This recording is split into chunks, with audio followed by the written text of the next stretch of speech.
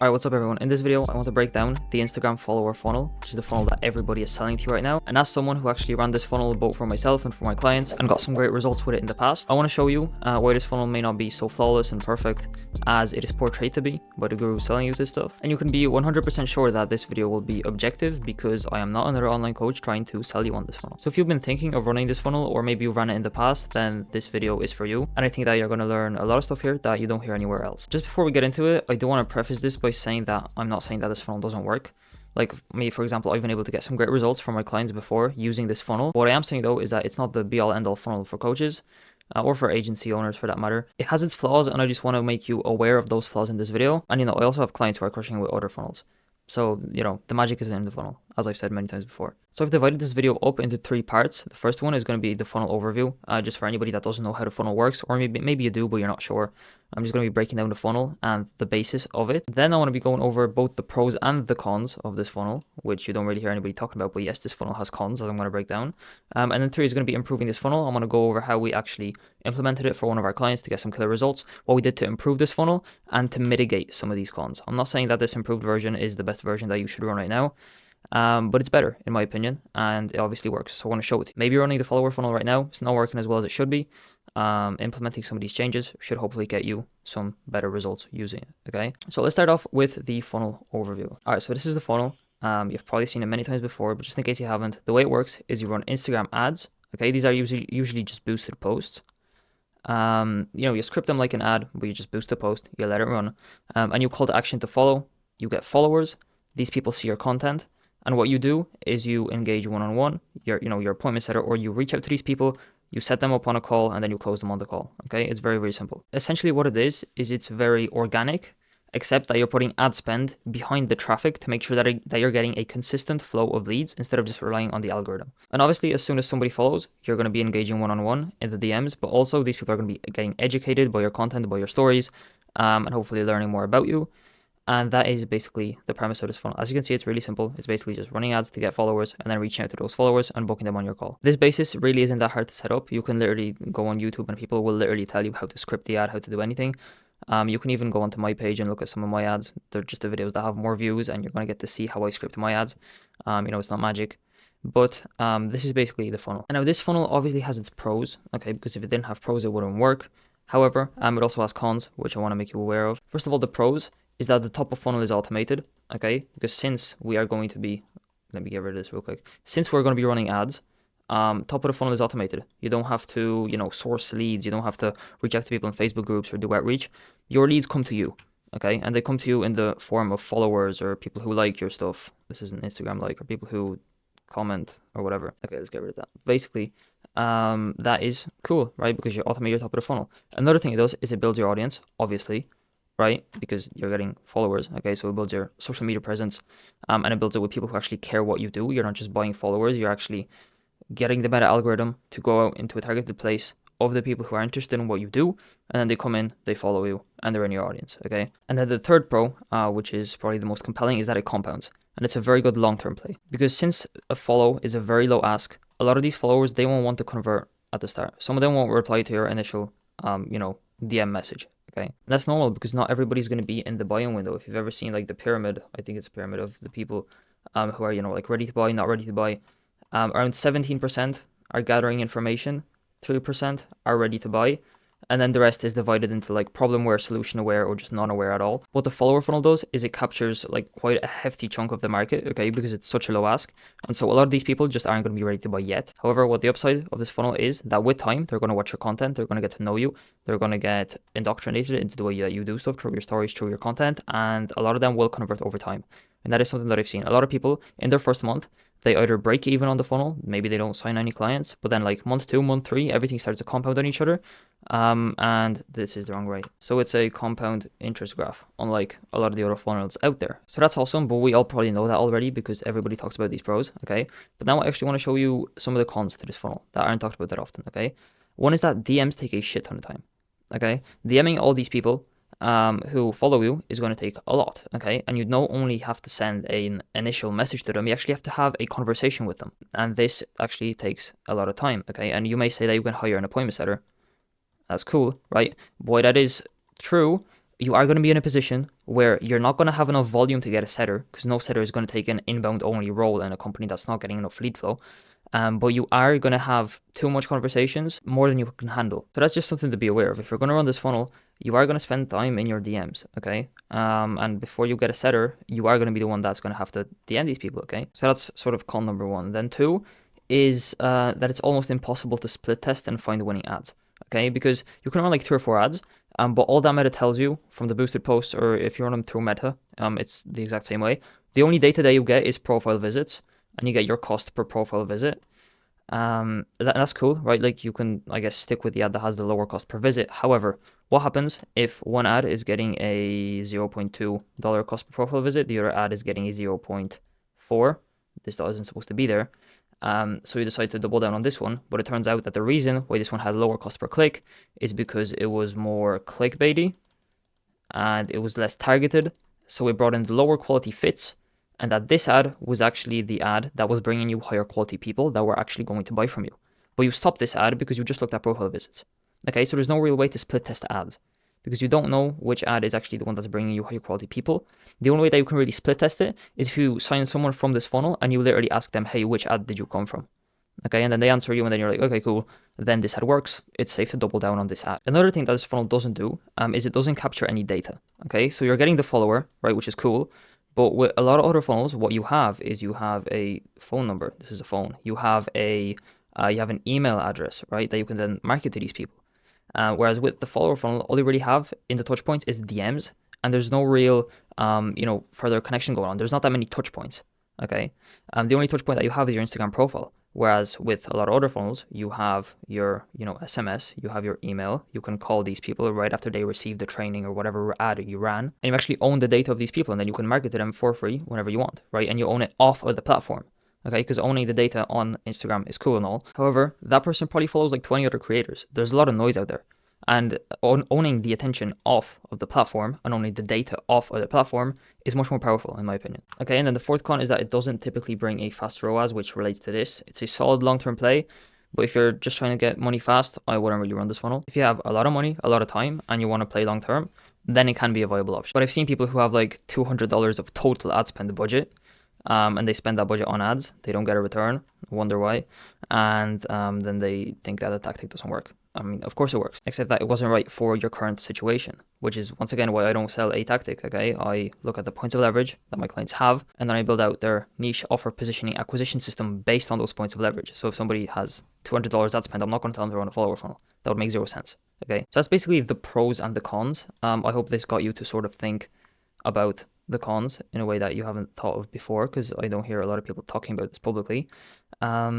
But also something else that I want to mention is that this funnel works way better B2C. So if you're selling to, consumers, not to businesses like fitness coaches, life coaches, dating coaches, sales coaches is sort of stretching it.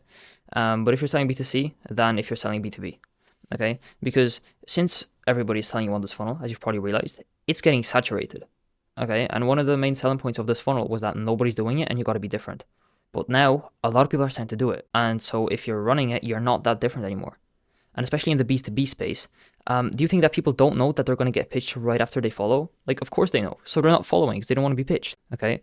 And in a way, giving somebody your data is starting to become a lower ask than getting somebody to follow you, because the people who are giving you their data, they're actually getting something valuable for the data that they give you that they can't access otherwise, which is a free training. And they know they're going to get pitched, but they accept it, right? Because it's normal. So they give you that data. However, for followers, people are like, okay, I can just watch all of his content without giving him the follow. Okay. And so they can watch your content. They don't have to give you the follow. They don't give you the follow because they know they're going to get pitched. And a follow is actually starting to become a bigger and bigger ask, especially in the B2B space. And we're still not collecting the data of these people, like I said, right? So in summary, this shiny new funnel is not so new and shiny anymore. And if you know anything about marketing, you know that standing out is literally non-negotiable principle number 1 of marketing. Okay, if you don't stand out, you literally lose. Okay, I have another video going out about competition and about commoditization, about charging high ticket. I suggest you check it out.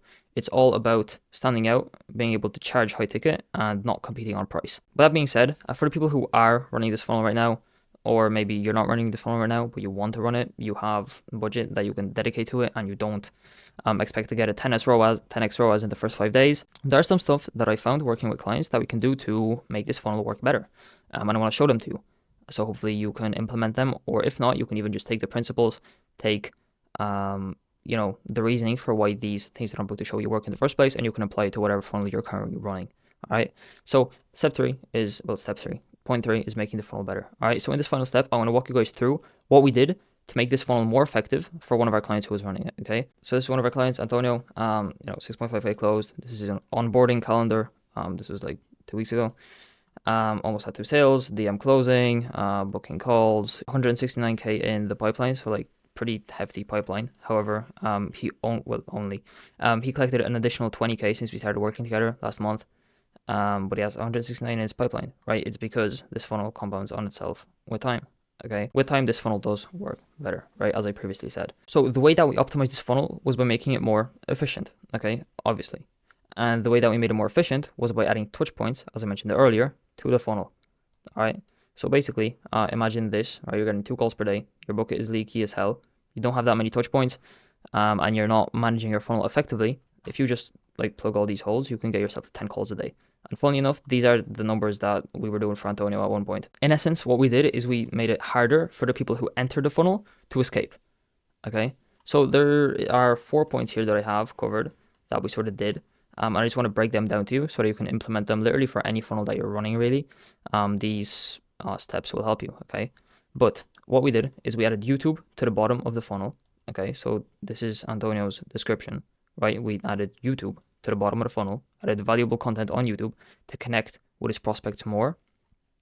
And this allowed us to build trust, authority, and convert more people that came in while actually adding more touch points, okay? Because people went to Instagram, then they went to YouTube, they saw us over there, they saw us back on Instagram, and they saw us in more places, which is ultimately going to mean that they built a bigger connection with us, especially since it's long form content, so they spend more time with you. And long form content is actually how you differentiate yourself in the marketplace. And also a huge aspect, which was a con back here. Remember when I talked about that it doesn't capture data? Okay, so we want to make sure that we're capturing data always. All right, so something very important that we did is the other link in his bio was a landing page, kind of like this. Well, this is like the free training behind the landing page, but we had a landing page. Behind the landing page was a VSL. Behind the VSL was a booking page. For people to see the VSL, they obviously had to opt in, okay? And so we collected data, phone number, email, and name, which, I mean, name doesn't really matter, but it's all about the phone number and email. And we collected that data, which allowed us to keep these people in our audience for longer. We also added another touch point because we could email market to them. We could dial them, right, which I'm actually going to show you in a second. And that's also another thing that we did. We could keep their audience for longer, redirect them to other places like YouTube or booking a call through like email, and market to them whenever we wanted for free because we now own the attention of the platform. Okay, and just as a bit of a side note, like you can just choose which one of these to implement. Like if you implement all these, it's probably going to work the best, obviously. But like, just choose 1 or 2 and just start implementing, okay? Right now, if you don't have this in your Instagram, like you can just pop it in. If you don't have YouTube in your, if you're not posting on YouTube, period, you can start posting on YouTube. Okay, these strategies that I'm showing you aren't just for the Instagram funnel. You can use these, universally. But next, what we have is we implemented retargeting ads. Okay, so once you have a decent sized audience of people who follow and engage with your account, you can actually retarget them. Okay, which basically then the funnel looks like this. So for anybody who follows you, anybody who engages with your page, you can put them into an audience in Meta, and you can send out retargeting ads to them. And these can be retargeting ads with a call to action to educate. So something like your YouTube or to your VSL funnel. VSL funnel works great because you're actually throwing them back into the funnel to collect their data, and this sort of strengthens this point. Or you can run retargeting ads to your setter in the DMs. So like DM me this for a free lead magnet, or just DM me to learn more. And you can have a convo with them, and from there you can book in the sales call. Okay. And then what we did is we implemented setters. Okay. So obviously spoke about, and you definitely know that you will need setters in these DMs right here to convert these followers into actual calls and then actual, cash. But what we actually also did, since we now had this in our bio, since we were collecting the data of these people, what we had is we also had the setters who we had on email, or we had the same setters that we had on Instagram. We also put these setters on into Antonio's Go High Level, which we built out from, okay, which we built out all of his landing pages on and everything. And we put those setters in there, and for anybody who opted in, we had their phone number. We had these setters literally dial those phone numbers, qualify these people. So like, hey, I appreciate you reaching out. Just curious if you got your free training. Okay, cool. Can I just ask you a few questions? I have a bunch of more trainings I want to send you. I just want to see which one would work best for you. You literally qualify these people. And then after you qualify them, you send them some more assets so they get more nurtured as they watch more of you. And then you can also propose like a second call, which is a sales call, on that little triage call that you've done as the setter. Okay. So yeah, as you know, you need a setter in your DMs. But what we also did is had a setter dial all the opt-ins in a way that I showed you. And trust me, don't underestimate this. If you're running something like a standard VSL funnel, you know that like close to 80% of the calls and the revenue that you make from that funnel comes not from people directly booking after watching this VSL, okay? Most of the calls and revenue actually come from you dialing the opt-ins and then calling the opt-ins. And with this funnel, I don't know what the exact numbers were, but I do know that after we implemented the setters actually calling the opt-ins, our calls definitely 2x'd, if not more, just with this simple change, because after we had retargeting ads actually running to this page, and we also had follower ads running to our Instagram page, and we had this in our bio, we actually had quite a lot of traffic in here. So we were getting quite a lot of opt-ins. And when you get quite a lot of opt-ins, you can call quite a lot of people, okay? So basically that is what we did, okay? And these are the 4 things that we did to make this funnel more effective. And what this basically did is DMs take a shit ton of time. We had a setter, so this was kind of alleviated. Impossible to split test. There's nothing you can really do. You can just run like 4 or 5 ads and just, scale horizontally rather than vertically and just have a bunch of different ads running. And then as you sign someone, ask them which ad they came from. It doesn't capture data. We can try our best to fix that with actually collecting the data in something like a VSL funnel in your bio, not running ads to the funnel, but just having it in your bio, potentially running retargeting ads to it. And then it doesn't typically bring you faster ROAS. It still won't bring you faster ROAS. However, if you add touch points, you're going to convert people quicker. Okay, it's going to be less time for them to actually start to trust you and to buy your service. And then having that element of a data collection and a VSL in bio with the option to book a call, that will also increase the speed at which people book. Okay, because they come to your profile, even if they don't follow, there's a lot of people that won't follow, but they'll just opt in. And from there, they book a call and they close, okay? So this is something that, I recommend doing, okay? So as you can see, you can do a lot to squeeze the juice out of this funnel or any funnel that you're doing for that matter, okay? So if you're running this funnel right now, I hope that this gives you some ideas on what you can add to actually make it work better. And if you're thinking of running this funnel, I hope that this video gave you the information you need to hopefully make a decision on whether this is the right funnel for you, at least somewhat. I hope you got some value from this video. But that being said, I'm going to leave this video here. I really hope I helped you guys a lot.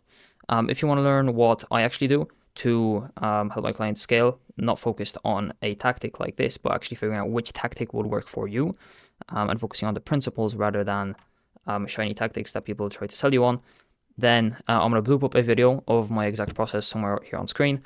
And if you already know what my process is, maybe you've seen that video before, then I'm also going to leave an option to book a call with me in my YouTube description, so you can just go ahead and do that if you want to see if I can personally help you scale on a done-for-you model. So I hope you guys enjoyed this. Subscribe. I'm trying to grow the channel to something, and I will see you guys in the next video.